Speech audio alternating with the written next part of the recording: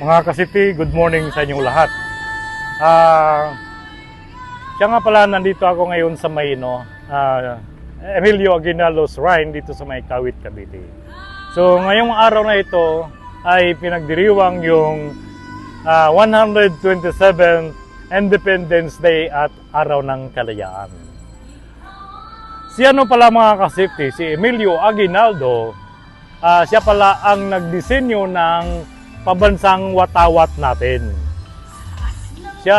Ito ay idinisenyo noong 1897 at ito ay tinahi ng mga kababaihan na sina Marcela Agoncillo Aguinaldo at yung anak niyang si Lorenza at yung pamangkin ni Dr. Jose Rizal na si Delfina Herbosa de Natividad.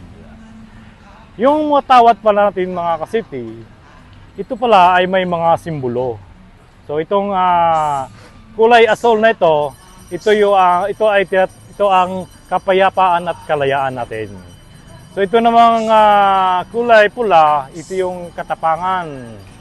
At itong kulay puti, ito yung pagkakaisa or yung blood compact or fraternity ng Katipunero. At kung napansin nyo yung tatlong bituin, ito pala ay nagrepresent ng tatlong isla natin dito sa Pilipinas. Ito yung Luzon, Visayas at Mindanao. So ibig sabihin yung Luzon, Visayas at Mindanao, ito yung tinatawag natin Los Biminda. Yung araw na ito, Golden Sun, ito pala kasi ito yung kapayapaan natin. Okay? At kung napansin nyo, yung araw na ito ay may 8 sikat ng araw, 8. Ito palang 8, ito yung mga lugar kung saan nag-aalsa or nagipaglaban yung mga katipunero natin sa mga Espanyol. So ito yung mga lugar na pinaglalabanan nila. Batangas, Laguna, Cavite, Manila, Pampanga, Tarlac, Nueva Ecija at Bulacan. Yun ang mga lugar kung saan sila nagipaglaban yung mga katipunero natin. So mga kasiti, tayo ay ikutin natin yung buong paligid. Tayo na.